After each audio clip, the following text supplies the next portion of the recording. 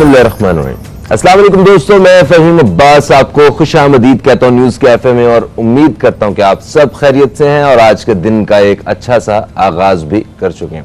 हम अपने प्रोग्राम का एक अच्छा सा आगाज करेंगे एक अच्छे से सेगमेंट के साथ और उस सेगमेंट का नाम है तिब्बे नबवी। आइए चल के देखते हैं।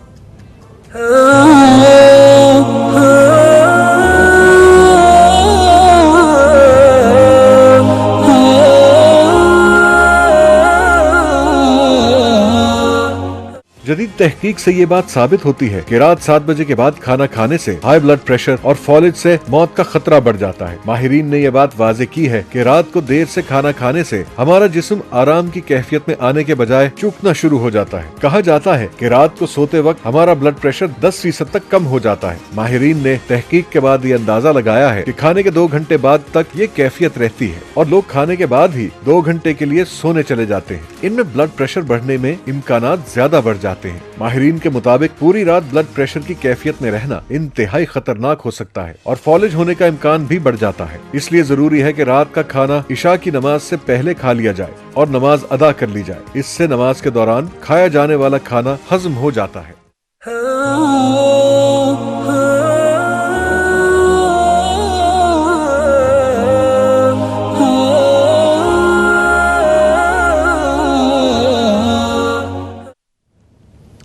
जी दोस्तों, आते हैं अपने प्रोग्राम की जानिब और आज प्रोग्राम के आगाज़ में हम इस हवाले से बात करते हैं कि दुनिया भर में जितने भी ममालिक हैं उन सब को मसाइल का सामना है। किसी को ज़्यादा मसाइल का सामना है, किसी को कम का सामना है।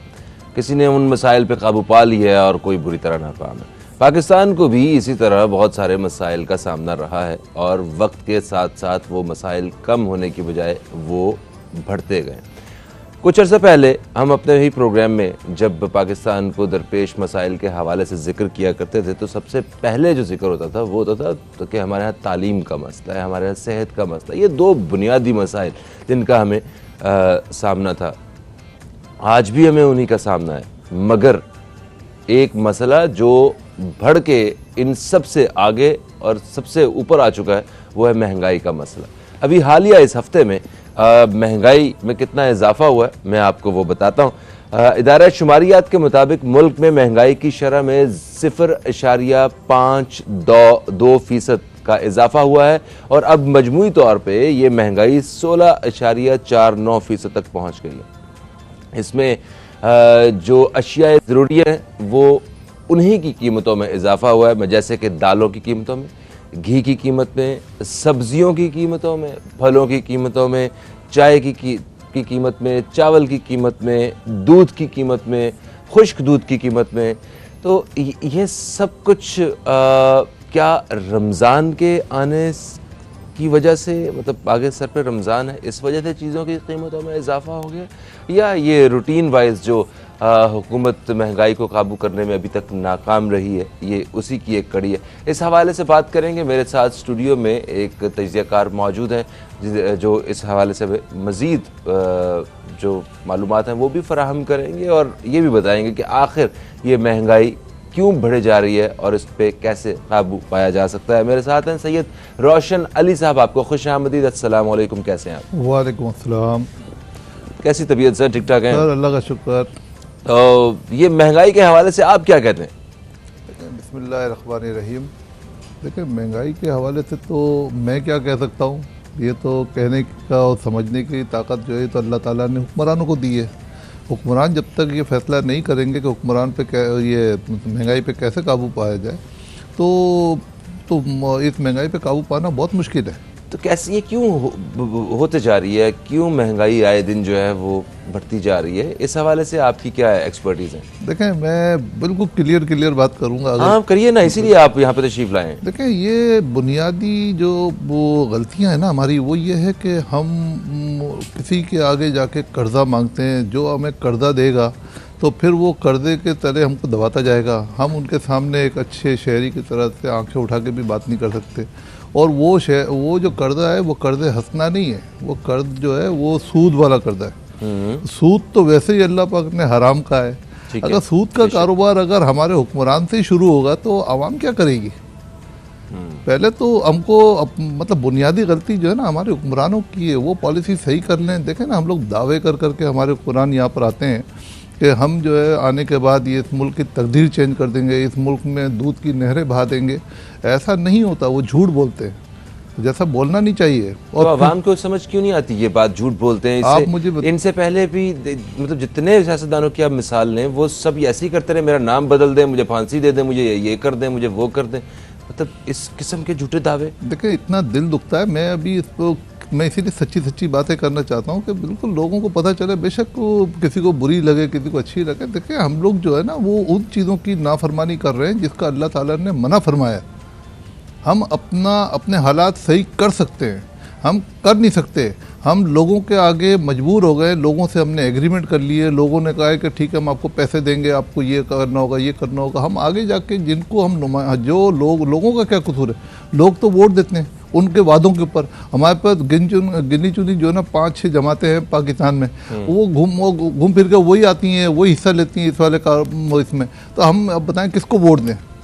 आप मेरे को बताते इसका सोल्यूशन क्या है। मैं तो बहुत सोच रहा था कि इसका क्या सोल्यूशन है, मगर घूम फिर के भी यही होता है कि जो किसी को बुरा कह रहा होता है, दूसरी मरतबा वही आता है, वो आके भी वही काम करके जाता है। जब वो चला जाता है तो नया आने वाला फिर उसकी बुराई कर रहा होता है कि उसकी वजह से इस मुल्क का बेड़ा गर्क हो गया, जिसकी वजह से हमारी महंगाई हुई। तो ये तो मेरी भी समझ में नहीं आ रहा कि हमने करना क्या है। हमें तो सबसे पहले अगर हम अपनी इस्लाह करना चाहते हैं तो जो हमने ओत लेकर जो वादे किए, वो जो आवाम से वादे किए, अल्लाह ताला को गवाह बना के हमने वादे किए, तो वो वादों को पास करना होगा हमको। हमको कर्ज़ों का जो है ना सिलसिला ख़त्म करना होगा। हमको ये यकीन दिलाया जाता है कि अब मैं आ जाऊंगा तो मैं कर्जा नहीं लूँगा, हम कर्जे से आज़ाद करेंगे। किसी ने कोई पॉलिसी बनाई है कर्जे को ख़त्म करने की? नहीं बनाई। जब तक हम कर्जा नहीं, जब तक वो बुनियादी ज़रूरत है कि अगर हम IMF के आगे खड़े रहेंगे, झुके रहेंगे, हम उनसे भीख मांगते रहेंगे, तो वो अपने इशारों पे हमको चलाएगी। बिल्कुल सही कह रहे हैं। और कुछ दिन पहले भी हमारे प्रोग्राम में इस हवाले से बात हो रही थी कि रियासत मदीना का तसव्वुर और सूद का जो निज़ाम है, ये दोनों एक साथ नहीं चल सकते, आपको अलग अलग ही करने होंगे।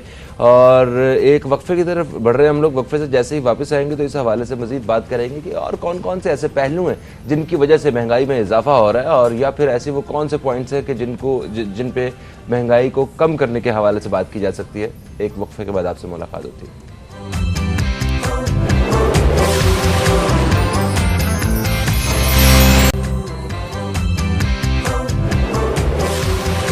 आप देख रहे हैं न्यूज़ कैफ़े, मैं हूं फ़हीम अब्बास, और न्यूज़ कैफ़े में आज हम बात कर रहे हैं महंगाई के मौजू पे, और मेरे साथ स्टूडियो में मौजूद हैं तजज़ियाकार जनाब सैयद रोशन अली साहब।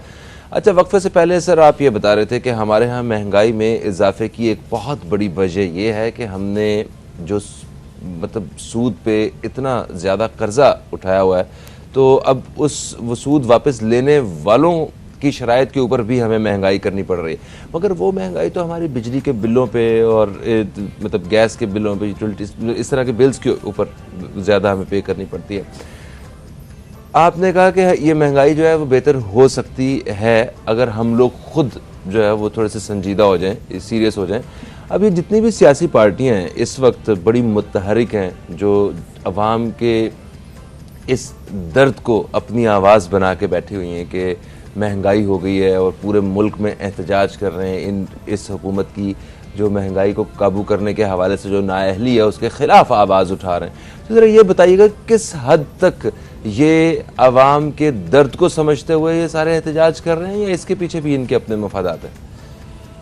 देखें फ़हीम साहब, ये जो आजकल जो ये सियासत का बाज़ार बहुत गर्म हुआ है, ये सियासत जो है ना वो सिर्फ अपने लिए कर रहे हैं, आवाम के लिए नहीं कर रहे हैं। अच्छा, आवाम की किसी को कोई परवाह नहीं है। ये जो मौजूदा हुकूमत है, जब ये आई तो आवाम को बड़ी इनसे उम्मीदें वाबस्ता थी कि ये आने के बाद शायद मुल्क की डायरेक्शन चेंज कर देंगे, इनकलाब बर्पा हो जाएगा। तो तकरीबन मेरे ख्याल में 80-90% लोगों की सोच यही थी कि चले एक नया चेहरा आएगा, हो सकता है कि अल्लाह ताला इनको, हो सकता है अल्लाह ने इनको मुंतखब किया है कि इसके ज़रिए जो है ना कोई हमारा मुल्क सही डायरेक्शन में आ जाए। जी जी।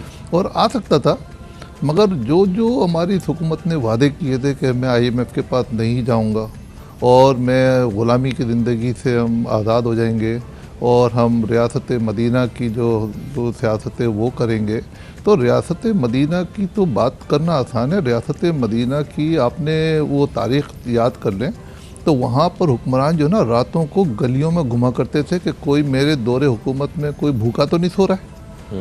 आप तो उसकी बिल्कुल नफ़ी कर रहे हैं, तो आपको भी सज़ा मिलेगी। वज़रा के प्रोटोकॉल्स देखें जो कह के आए थे कि हम लोग प्रोटोकॉल नहीं लेंगे, याद है ना वो सारे अल्फाज आपको। खैर ये तो इन हुकूमत की ये की हुई बातें, जो इन्होंने गलत किया है, जो गलत कहा है, उसका खमियाजा इनको अगले ये आने वाले इंतखाबात में भुगतना पड़ सकता है। ये जो इस वक्त अपोजिशन की सारी जमातें अवाम के दर्द को अपना बता रही हैं इस वक्त, ये किस हद तक ठीक है, और अगर हुकूमत आगे बदलती है तो हमारे मसाइल किस हद तक हल होते हुए नज़र आते हैं आपको?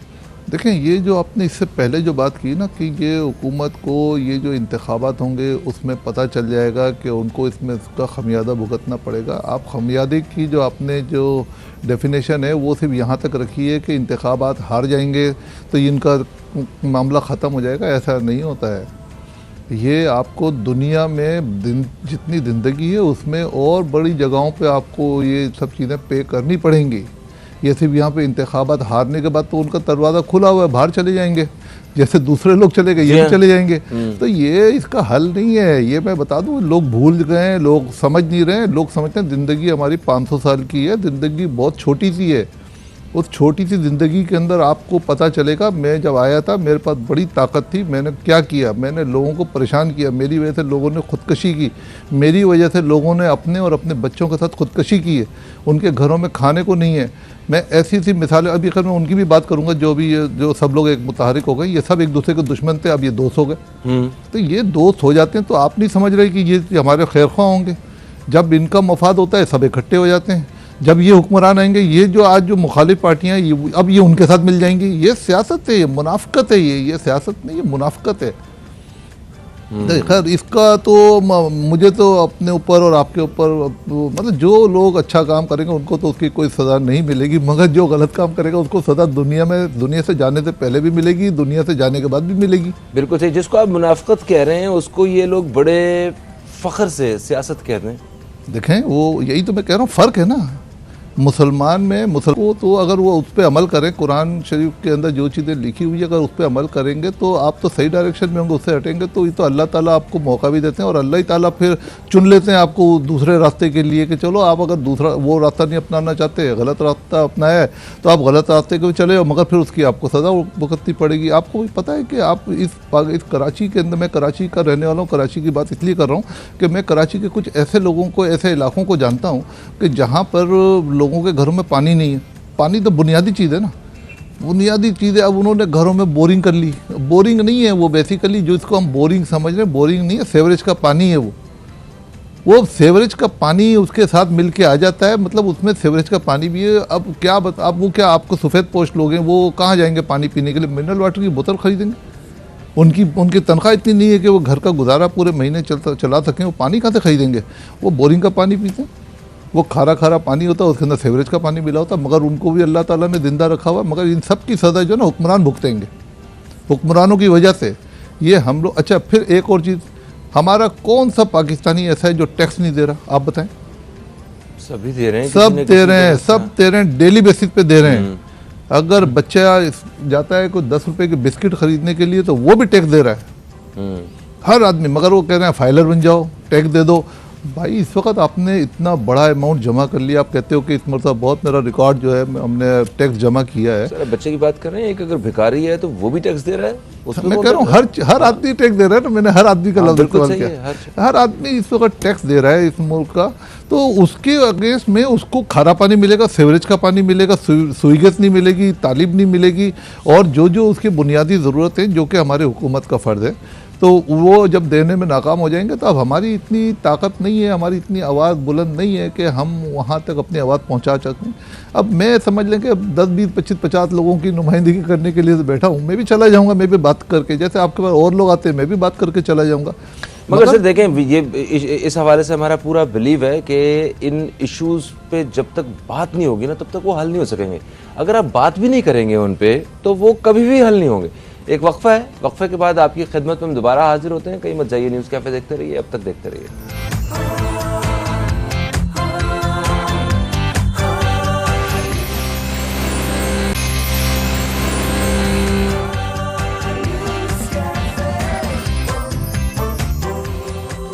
वेलकम बैक, आप देख रहे हैं न्यूज़ कैफ़े। मैं हूं फ़हीम अब्बास और न्यूज़ कैफ़े में आज जनाब सैयद रोशन अली साहब हमारे साथ मौजूद हैं, जिनसे हम महंगाई के मौजू पे बात कर रहे हैं। अच्छा रोशन साहब, वक्फे से पहले हमारी बात हो रही थी हुक्मरानों की के हवाले से कि इस महंगाई में जितना इजाफा होता है, इसमें हुक्मरानों की गलत पॉलिसियाँ वो किस हद तक अमल दखल रखती हैं। तो अपोजिशन के हवाले से भी हम बात कर रहे थे कि मौजूदा हुकूमत कहती है कि ये आज जो भी मुल्क के हालात हैं, ये गुज़श्ता जो अदवार रहे हैं, जो सियासी जमातें रही हैं, उनकी वजह से है। और जो इस वक्त जो इक़्तिदार में जमातें नहीं हैं, वो ये कह रही हैं कि जो इस वक्त इक़्तिदार में हैं PTI वाले, इन लोगों की गलत पॉलिसियों की वजह से आज हम ये दिन देख रहे हैं। तो शॉर्टली इसको क्लोज़ करते हैं, फिर दूसरी तरफ आते हैं। तो आप मुझे ये बताएं कि क्या हमारे पास ऐसे हम सियासतदान, ऐसे हुक्मरान मौजूद हैं कि जिनको अवाम मुंतखब करके अपने हालात बेहतर कर सकते हैं? कोई ऐसे नज़र आते हैं आपको? देखें, ये जितने भी अपोजिशन वाले जो आजकल जमा हो गए हैं, तो या तो उनको बता देंगे उनका ट्रैक रिकॉर्ड इतना अच्छा है कि उन्होंने पहले अच्छे काम किए हो, तो हम सब उनको वेलकम करेंगे कि आ जाएं। हमें पता है ये वही हैं जिन्होंने दूसरों के नाम पे सियासत करके आए थे, उनको मौका मिला, उन्होंने डिलीवर नहीं किया। अब ये दोबारा जमा हो गए, सब इकट्ठे हो गए इनके खिलाफ। ठीक है, इनके खिलाफ इन्होंने भी कोई अच्छा काम नहीं किया। अब अगर ये चले जाएंगे, अगर इनमें से कोई आता है, तो ये जो जमात अभी मौजूदा हुकूमत है, ये भी अब दूसरी अपोजिशनों के साथ मिलके फिर इनकी बुराई कर रहे होंगे। तो ये लोग ब्लेमिंग गेम करते रहते हैं।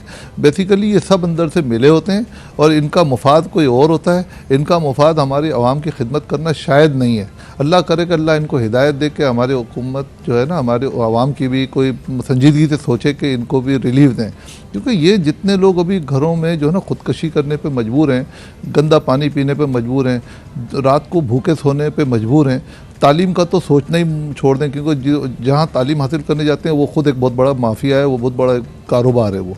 तो जहाँ पे कारोबार और माफिया आ जाता है तो वहाँ पे फिर तालीम नहीं मिलती। इन्होंने अवाम के हक मारे हुए हैं, अवाम के साथ ज़्यादतियाँ की हुई हैं उन सियासतदानों ने, उन हुक्मरानों ने जिनका बस चला, जिनका दाव लगा।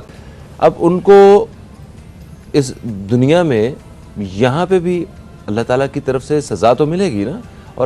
और फिर आप कह रहे हैं कि वो उनका रास्ता जो है वो एक गेट खुला होता है, जैसे ही ये ख़त्म होता है दौर, वो मुल्क से बाहर चले जाते हैं। उसके ऊपर ही मैं बात करना चाह रहा था, इसके ऊपर मैं बात करना चाह रहा था, अगर आपकी इजाज़त हो। सर बिस्मिल्लाह। देखें, ये अब हमारे लिए तो बहुत कानून बन जाते हैं, हर पाकिस्तानी के लिए बहुत बड़े बड़े कानून ये हुक्मरान बनाते हैं।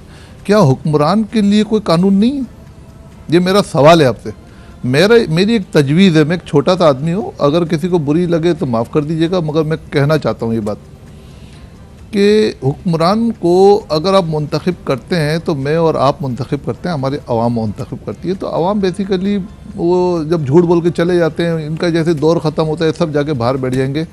तो मैं चाहता हूँ कि ये जैसे ही इनका दौर हुकूमत ख़त्म हो, इनके साथ ऐसी बाइंडिंग वाला एग्रीमेंट होना चाहिए कि ये अपना जो इनका टाइम है हुकूमत का वो ख़त्म होने से पहले इनके हमारे कानून में ये चीज़ होनी चाहिए कि हम जो है ये हुक्मरान 5 साल तक आगे, मज़ीद 5 साल तक मुल्क से बाहर नहीं जा सकते।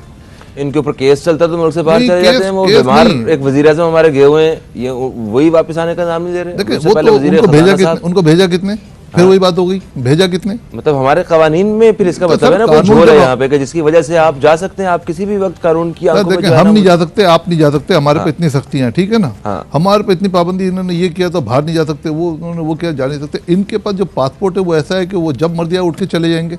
मतलब हमारे मुल्क का अगर तुम्हारी गलत पॉलिसी की वजह से अगर कोई मुल्क का बेड़ा गर्क हुआ, हम अगर इस हाल पे पहुंच गए, हमारी आवाम इस हाल पे पहुंच गई, गरीब से गरीब तर हो गई, आपकी वजह से हो गई, तो इनको पकड़ने वाला कौन है? क्या ये बिल्कुल ऐसी जगह पर है कि यही सबको पकड़ेंगे? इनको कोई नहीं पकड़ेगा। अल्लाह तो पकड़ेगा, मगर दुनिया में भी कोई कानून होना चाहिए इनके लिए। ठीक हो गया सर, आते हैं अवाम की जानिब, क्योंकि देखें महंगाई आगे जिस कदर रमज़ान आ रहा है और महंगाई इसी तरह ही होती जाएगी, बल्कि इसको और ज़्यादा पर लग जाएंगे। अभी बहुत तेज़ी से, मतलब ऐसा है कि एक चीज़ की कीमत आज 50 रुपये है और कल पहला रोज़ा है तो कल 150 रुपये है। ठीक है, ये सब्जियां और फलों की कीमतों के हवाले से बात कर रहा हूँ। अभी कुछ दिन बाद से आप बाज़ारों में रश देखेंगे, लोगों ने राशन वगैरह की ख़रीदारी करनी है और चीज़ों की कीमतें फिर आसमान को छू रही होंगी। आवाम का किस हद तक इसमें अमल दखल है, इस महंगाई को और ज़्यादा बढ़ाने में, और कौन कौन से इदारे आपको लगता है कि जो मुलव्वस हैं इस महंगाई में? देखें, ये अभी जितने लोग नमाज़ें पढ़ते हैं, मादरत के साथ नमाज बहुत अच्छी चीज़ है और नमाज हमें ये दर्द देती है कि हम जो है ना नेक काम करें। अब ये जो अभी आप देखेंगे रमज़ान आने से पहले एक माफिया जो है ना इसमें एक्टिव हो जाएगा। अब हमारी भी कसूर है, हमारे आवाम के भी का भी कसूर है इसके अंदर कि वो जो है ना इनका साथ देती है। साथ इस सूरत में देती है कि भाई अगर आपकी चीज़ें महंगी हो गई, आज अगर 50 रुपये लीटर कोई भी चीज़ है या 50 रुपये किलो कोई भी चीज़ है या 100 रुपये दर्जन कोई चीज़ है, अगर ये 200 रुपये या 150 रुपये होती तो आपको भी समझ में आना चाहिए कि ये गलत है, तो आप बाइकाट कर दें। सिंपली आप बाइकाट करें, सब बाइकाट करें। अच्छे जो ममालिक होते हैं वो अगर वो बाइकाट करते हैं तो फिर वो जो माफिया है ना उसको सरेंडर करना पड़ता है। वो कौम में होती हैं। कौम में तो ये हमने कोविड के दिनों में भी देखा है। उन्होंने कहा कि हमारे पास मास्क नहीं है और पूरी हमारी 2 करोड़ आबादी है, सबने मास्क लगाने। उन्होंने घरों में बैठ के मास्क बनाना शुरू किए, तकसीम करके 3 दिन के अंदर पूरे मुल्क में जो है वो मास्क पहुंचा दिए। ऐसी मिसालें मौजूद। हमारे यहाँ पे टमाटर 450 रुपये हो गया। इन्होंने कहा भी खुदा का वास्ता है आप एक हफ्ता टमाटर ना खाएं, आप देखें इसकी कीमत जो है ना वापस सही हो जाएगी, आपकी कमी भी पूरी हो जाएगी। किसी ने टमाटर नहीं छोड़ा, 450 का लेंगे हम, 650 का लेंगे हम। तो इससे पहले वो चीनी का बहरान जब आया हमारे यहाँ, तब भी इन्होंने कहा नहीं चीनी नहीं छोड़नी, ब्लैक में मिले कुछ भी मिले। तो अवाम का रवैया जो है ये भी कुछ, इन्हें भी कोई और तरीका अपनाना पड़ेगा मेरा ख्याल। बिल्कुल करना पड़ेगा। देखें, अगर हम बीइंग कौम अगर सब इकट्ठे हो जाएंगे, हम ये अपने आप से तहिया करें कि अगर कोई इसमें मैनिपुलेट करता है चीज़ों को तो उनके खिलाफ खड़े हो जाएं, उसका साथ ना दें। अब इसका तो मतलब ये को माफिया को पता है कि अगर मैं इसकी चीज़ जो है ना 100 रुपये की जगह 200 रुपये कर दूंगा, रमज़ान में सबकी मजबूरी है, सब लेंगे, हम जाके लाइनें लगा के जो 100 रुपये में जो है ना 5 लोग जाके लेते थे तो 200 रुपये में 10 लोग लाइन लगा के खरीद रहे थे। तो ये तो हम खुद प्रमोट कर रहे हैं, उनको रास्ता बता रहे हैं। वो तो कह रहे हैं हमारी कौम तो लाइन लगा के लेगी जितना महंगा करेंगे, तो हमारी भी गलती है, हमारी आवाम की भी गलती है। हमारी आवाम क्या मतलब बगैर टमाटर के ये खाना नहीं बना सकती। ठीक है, जिन चीज़ों का बाइकआउट कर सकते हैं जो इतनी ज़रूरी नहीं है हमारे लिए, हम उनका बाइकआउट हमें करना होगा।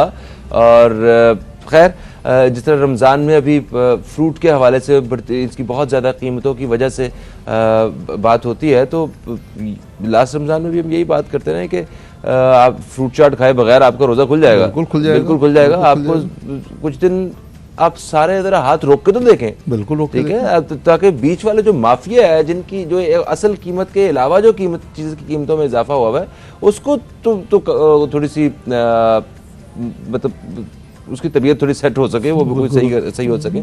जैसे अभी एडमिनिस्ट्रेशन है, उसका कितना बड़ा अमल दखल है इसमें अवाम का साथ देने में? देखें, एडमिनिस्ट्रेटर तो बहुत बड़ी चीज़ होती है। एडमिनिस्ट्रेटर तो अपने इलाके को, अपने शहर को चलाती है और हम लोग उनको मुंतखब इसलिए करते हैं कि बैलेंस रखें इसके ऊपर, मगर अनफॉर्चुनेटली वो लोग ये काम नहीं करते जो उनकी जिम्मेदारी है। अब इसी शहर के अंदर ऐसी जगहें मौजूद हैं जिनका मैं नाम लेना चाहूँ तो शायद वो नाम भी पूरे शो में नहीं ले सकता, इतनी जगह वहाँ पर वो जो कीमतों जो अपना रोज़मर्रा की जो चीज़ें हैं उनकी जो कीमतें हैं वो अलग हैं। और आप फेडरल एरिया, नाज़माबाद, गुलशन, डिफेंस वगैरह चले जाएँ, उनकी कीमत अलग है। तो क्या मतलब ये उनकी नाक के नीचे नहीं हो रहा है? आप चले जाएं, मेरे को बोलने की ज़रूरत नहीं, आप जाएं लांडी कोरिंगी में जाके चीज़ें पता कर लें, वहाँ आज भी जो ना चीज़ें बनिस्बत जो ना डिफेंस के सस्ती मिल रही होंगी। तो क्या मतलब वो क्या अपने घर से ला के दे रहे हैं? वो भी तो वहीं से ला रहे हैं ना, सब्जी मंडी से या जहाँ से ला के जो चीज़ें बेच रहे हैं, उनको भी तो 2 पैसे का प्रॉफिट होगा तो वो चीज़ सेल कर रहे हैं। डिफेंस वाले उससे 4 गुना, गुलशन वाले उससे ज़्यादा लेते हैं। तो उनको पकड़ना किसका काम है? एडमिनिस्ट्रेशन का हमारी। सर, ये जो प्राइस कंट्रोल अथॉरिटी और पता नहीं इस तरह के जो इदारे हैं जो यकीनन जो तनख्वाहें लेते होंगे वो सारे लोग, उनके मराहत भी मिलती होंगी, अच्छे ग्रेड के ऑफिसर्स भी होंगे और शहर में एक बड़ी मेन जगह पे बिल्डिंग्स वगैरह भी इनके लिए मुख्तस की गई होंगी इन सारे इदारों के लिए। अभी दूध की कीमत दिसंबर में 120 रुपये आखिरी दफ़ा जो है वो तय की, और आज इस वक्त 150 रुपये लीटर दूध यहाँ पे आम तौर पे फ़रोख्त हो रहा है। तो ये दरमियान का जो मुनाफा है, एक तो रेट लिस्ट में हुकूमत ने तय कर दिया जी केले 64 रुपये दर्जन है, और वो अवाम को वो 164 रुपये के मिल रहे हैं। तो वो जो बीच का जो मुनाफा है जिसने महंगाई ने असल में इजाफा किया हुआ है, इसको कैसे काबू किया जा सकता है? इस हवाले से कोई तजवीज़ दीजिए। देखिए, पहले तो ये कि मैं सिर्फ ये बताना चाहता हूँ कि जैसे हमारी मैंने कोई 1 या 1.5 साल पहले जो दूध जो है वो 80 रुपये लीटर खरीदा था, बल्कि 1 साल के अंदर अंदर 80 रुपये लीटर मैंने ख़रीदा था। अब वो 150 रुपये हो गया। तो ये तकरीबन ऑलमोस्ट जो 95% या 90% दुगना हो गया ना, डबल हो गई। तो क्या उस हिसाब से तनख्वाहों में इजाफा हुआ? इनकम बढ़ी? नहीं बढ़ी। अब ये दूध की एक मिसाल है, दूध से रिलेटेड हर चीज़, क्योंकि हर चीज़ पेट्रोल से चलती है। तो क्या हुकूमत जब ये, क्योंकि ये सारी जिम्मेदारी हुकूमत की है कि हमारी आवाम का ख्याल करे। अब हमारी आवाम जो है वो तो अगर उनको जब अब महंगाई बढ़ाने में, तो आपने कह दिया कि भाई ये पेट्रोल बढ़ गया, तो पेट्रोल बढ़ता है तो सब लोग एक्टिव हो जाते हैं कि कल से हर चीज़ों के रेट बढ़ जाते हैं, बढ़ गए, मगर तनख्वाहों को बढ़ाने का कोई नहीं सोचता। वो बेरोजगारी में इजाफा हुआ है सर, वो हमारी कुव्वत खरीद कम हुई है। कुव्वत खरीद तो ये भी तो पॉलिसी गवर्नमेंट को ही काम है ना बनाना। जब ये पॉलिसी बना सकते हैं कि भाई इंटरनेशनल मार्केट में पेट्रोल का रेट बढ़ गया, लिहाजा हमने पेट्रोल बढ़ाना है, तो इंटरनेशनल मार्केट को अगर आप फॉलो कर रहे हो तो इंटरनेशनल मार्केट के अंदर और भी बहुत सी चीज़ें हैं जो कि उन मुल्कों के अंदर जो अच्छे काम हो रहे हैं, तो वो काम भी फिर आप करो। Thank you so much Syed Roshan Ali साहब, आप तशरीफ़ लाए और आपने जो आपके ख्यालात हैं इस हवाले से वो हमारे साथ और हमारे नाजरीन के साथ बांटे आपने। दोस्तों, प्रोग्राम का वक्त अपने अख्ताम की तरफ आ चुका है। हम महंगाई जैसे मौज़ूआत पे और भी वो टॉपिक्स जिन पे बात होनी चाहिए, हम हर रोज़ाना आपकी खिदमत में ऐसे मौज़ूआत पे आके बात करते हैं। इंशाअल्लाह कल फिर आपसे मुलाकात होगी। मुझे और न्यूज़ कैफ़े की टीम को दें इजाज़त। खुदा हाफिज़। पाकिस्तान जिंदाबाद।